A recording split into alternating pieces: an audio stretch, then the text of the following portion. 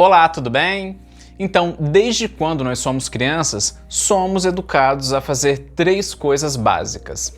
A primeira, nunca mentir. Devemos falar a verdade a qualquer custo. A segunda, a defender o que a gente acredita com convicção total, independente da opinião dos outros, que é o que até hoje a autoajuda e os discursos motivacionais ensinam. E a terceira, seja sincero a todo custo, independente da circunstância. Hoje eu vou te mostrar como que essas ideias podem ser perigosas quando o assunto é a condição humana. Mas para isso eu quero poder estar te contando três histórias reais. Eu vou começar com a história do cônsul romano Públio Crássius, de 86 a.C. Ele e seu exército estavam em um cerco durante uma guerra contra a cidade de Pérgamo. Ele precisava de um ariete, que é um instrumento que era próprio para arrombar grandes fortificações. E lá ele não tinha um, mas ele lembrou que em Atenas, enquanto ele estava lá, ele viu dois mastros enormes de navio e pediu o maior deles para poder fazer tal ariete. Então, os mensageiros, soldados dele, foram até Atenas solicitar o mastro, mas para isso tiveram que passar a ordem para o engenheiro militar que estava lá. Mas ao receber a ordem, ele entregou o mastro menor, e os soldados falaram que o cônsul pediu o maior, não o menor. E ele insistiu. Os soldados novamente falaram que era para pegar o maior. Então, o engenheiro perdeu a paciência e começou a discutir com os soldados, falando que o menor era muito melhor que o maior, além do menor ser muito mais fácil de transportar. E os soldados, claro, retrucando, pedindo o maior, porque foi a ordem do cônsul.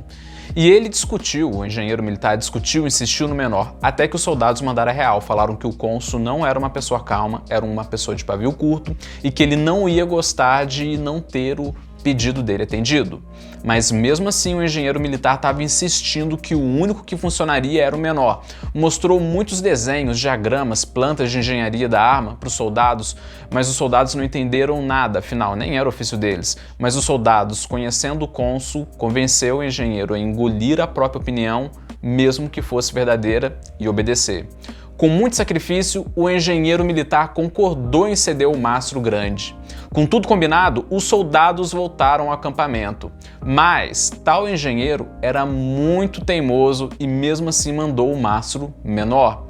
E o cônsul recebeu e ficou furioso. Na hora, ele chamou os soldados que foram lá requisitar o mastro e interrogou eles de todas as formas para entender o que tinha acontecido, pois as ordens dele foram muito claras. E eles explicaram que eles tinham conversado com o engenheiro militar, falaram que o engenheiro retrucava toda hora, não queria mandar um mastro maior, mas que prometeu mandar, mas que pelo visto quebrou a promessa. Então o cônsul ficou furioso, pois ele pensou que com o menor não conseguiria quebrar a muralha da cidade, e assim não podendo mais invadir ela, o que atrasaria os planos. Mas ele queria descontar essa fúria em alguém e escolheu o engenheiro teimoso. E chamou o engenheiro para se justificar, e o engenheiro teve que viajar de Atenas até lá para o acampamento. E lá ele foi. Então o engenheiro chegou eufórico, explicou os motivos do mastro menor ser melhor. Ele falou, explicou, mostrou diagramas, mostrou coisas de engenharia, explicou que o melhor mesmo era ouvir os especialistas, sendo que ele era um especialista e de fato ele era. Então o cônsul, furioso, simplesmente deu uma ordem aos soldados. A ordem foi a de tirarem a roupa do engenheiro militar e açoitar ele até a morte. Dito e feito. Essa foi a primeira história. Agora quero te contar a segunda, que se trata do mesmo princípio da natureza humana, mas de uma pessoa que soube usar esse princípio a favor dela. Um exemplo muito bom de uma pessoa que agiu de forma extremamente oposta e que deu certo foi em Florença, na Itália, no ano de 1502, com o artista renascentista Michelangelo, que dispensa apresentações.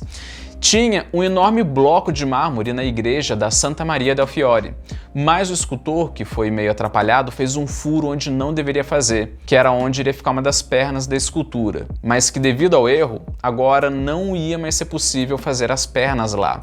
Então o prefeito da cidade até que iria salvar aquele bloco, afinal era um bloco muito caro, não podia ser desperdiçado, mas todo mundo concordava que aquele bloco estava completamente arruinado e que não tinha salvação. Mas o problema é que aquele mármore era um mármore muito bonito, muito raro e muito caro. Então decidiram chamar Michelangelo, pois somente um artista com a habilidade dele poderia realmente dizer se daria para usar ou não o mármore.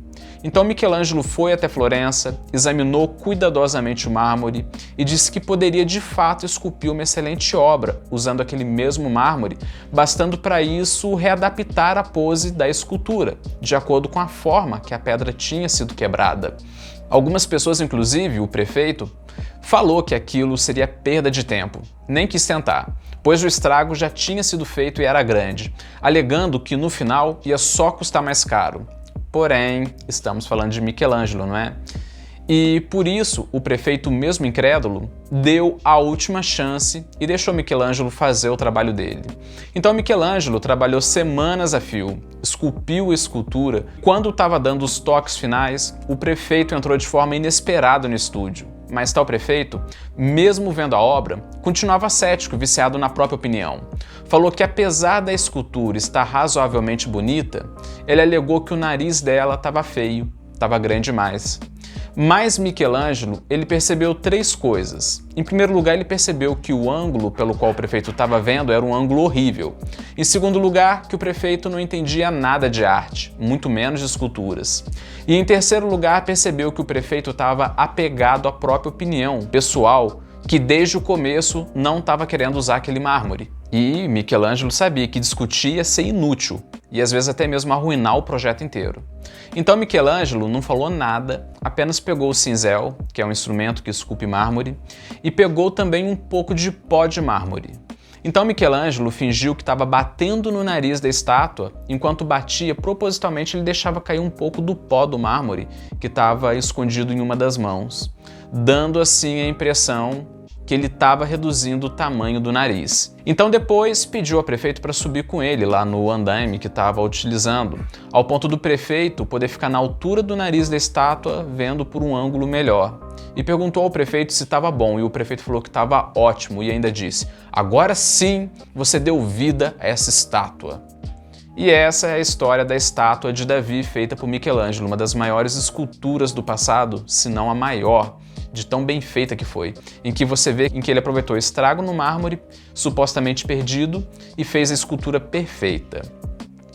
Agora, com essas duas histórias contadas, vamos agora tirar as conclusões delas, e que tem tudo a ver com a nossa condição humana e com você. Vamos comparar aqui agora as duas histórias, a do engenheiro militar e a do Michelangelo. Primeiro vamos começar falando das semelhanças.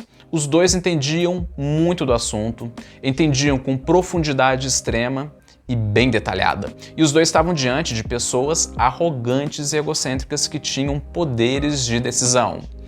A diferença é que o engenheiro, ele era um argumentador lógico, ignorava a natureza humana. Ele achava que apenas a lógica já resolveria tudo, querendo estar certo o tempo todo. Já Michelangelo, ele era pragmático e conhecia a natureza humana. O engenheiro, realmente ele estava certo, realmente o mastro menor seria melhor, pois, por ele ser mais leve, poderia aplicar a maior força. Sendo que quando falamos de física, nós sabemos muito bem que nem sempre o maior é o melhor. E o engenheiro sabia disso muito bem e ele estava certo. Porém, o problema dele, assim como das pessoas argumentadoras e que gostam de discutir, é que ignoraram que o ser humano não funciona dessa forma. O ser humano, por natureza, é apegado à própria opinião. E quando se mistura isso com poder, aí a coisa fica feia. E o resultado do engenheiro militar foi a morte, pelado e açoitado. Já agora, no caso do Michelangelo, ele sabia melhor do que ninguém como esculpir uma boa obra e ele sabia que qualquer coisa que ele fizesse no nariz ia destruir a escultura. Mas ao mesmo tempo ele sabia que o prefeito não entendia nada do assunto e sabia que o prefeito estava teimando por conta do ego.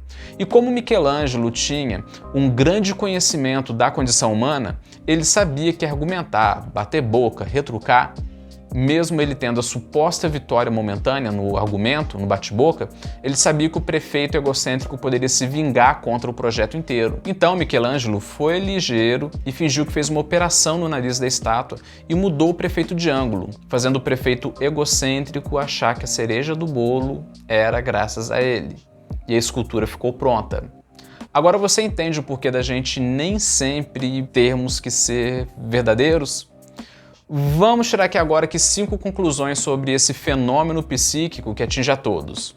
Em primeiro lugar, a condição humana não combina com o senso comum da ideia de não mentir, ser o mais sincero e o mais transparente possível. Não é por acaso que os bonzinhos sempre se ferram. E muitas vezes, para sobreviver, precisamos sim mentir, infelizmente. Imagina, por exemplo, o cara que é casado, é fiel à esposa dele, mas ele diz a ela a verdade. Diz que a estagiária tá dando em cima dele.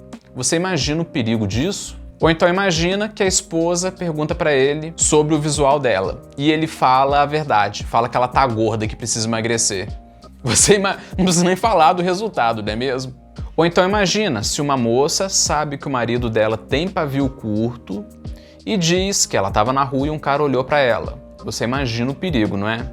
Então muitas vezes a gente tem sim que ocultar a verdade. Aliás, me autorrefuto lá atrás do que eu falei. Não é nem questão de mentir, mas sim ocultar a verdade. Em segundo lugar, a questão da autoimagem. As pessoas não se veem como elas realmente são, pelo contrário, todo mundo tem uma imagem a favor do próprio ego. A autoimagem é essa em que, segundo Robert Greene, que é o principal autor dessa nossa conversa, podemos separar em 3 partes essa autoimagem. A primeira parte da autoimagem é a ideia de eu sou autônomo, ajo por vontade própria, em que a pessoa pensa erroneamente que ela controla as coisas. A segunda parte é a parte que diz eu sou inteligente, penso por mim mesmo, em que a pessoa erroneamente pensa que nada a influencia. E a terceira ideia é a ideia de eu sou bom e decente, em que a pessoa pensa que ela é mais moralmente elevada que todos. Todo mundo tem essa visão de si próprio, uma visão um pouco mais distorcida de si próprio através da própria imagem que nem sempre corresponde a quem realmente a pessoa é. Mas algumas pessoas se policiam e evoluem nisso, já outras ficam completamente egocêntricas vivendo pela autoimagem. E no caso dessas pessoas, usar a razão contra elas é como tacar limão na ferida delas, como foi no caso do prefeito e do cônsul. E em terceiro lugar, é da nossa condição humana a pessoa achar que ela é certa. E quando essa pessoa é refutada, a pessoa dobra a opinião dela. A gente vê isso, por exemplo, nos debates, em que um lado é refutado e o outro, ao invés de reconhecer o erro, acaba, na verdade, dobrando as apostas. Quantas vezes em debates de internet que eu participava, dessas discussões acaloradas, eu refutava completamente as pessoas e as pessoas ou ficavam ressentidas, virando minhas inimigas, tentando me ferrar de alguma outra forma, ou saíam definindo a discussão, mas continuavam defendendo a mesma opinião mais tarde. Eu nunca vi alguém convicto mudar de opinião em um debate por meio de argumento. Acho mais fácil encontrar uma cafetina virgem do que alguém que mude de opinião após ser refutado. E em quarto lugar, quanto maior o poder da pessoa, mais ela tem a tendência a achar que ela está certa, independente dos fatos. E pode soar claramente ofensivo você tentar mudar a opinião dela usando apenas a lógica e os fatos. Não é por acaso que na maioria das empresas tem muitas pessoas brilhantes que são demitidas por brilharem mais que o chefe, por brilharem mais do que o sol. E no caso da pessoa egocêntrica, ela gosta de tomar as decisões como se fosse ela mesma que desse a palavra final. A gente vê muito isso em adolescentes, em que o pai ou a mãe muitas vezes tentam dar conselhos ao adolescente, às vezes até uma correção, mas o que na verdade só piora. E em quinto e último lugar, muitas vezes a via indireta é a melhor forma de convencer a pessoa que é cabeça dura. Não a via direta e sincerona, o que é muito bem apontado pelo caso do engenheiro militar e Michelangelo, em que lidaram com o mesmo problema, só que de forma diferente. Então, resumindo aqui a nossa conversa, não devemos seguir o senso comum, não devemos sempre falar a verdade, mesmo quando estamos certos. Pois muitas vezes, ao defender as nossas convicções, a gente pode estar nos ferrando lindamente, mas sim devemos agir com cautela e cuidado, principalmente quando envolve poder. Agora me fala uma dúvida, esse vídeo te ajudou? Você acredita no autoconhecimento? Você quer fazer parte dessa causa? Se sim, então tem como você ajudar financeiramente ao projeto? Eu pretendo tornar esse projeto financeiramente viável lançando 2 vídeos por dia. Então, se você acredita no autoconhecimento e quer se juntar a essa causa, e puder, é claro, mande qualquer valor para a chave Pix, eu também penso nisso, @gmail.com. Assim eu posso continuar te ajudando e ao você me ajudar, você vai estar também ajudando aos outros.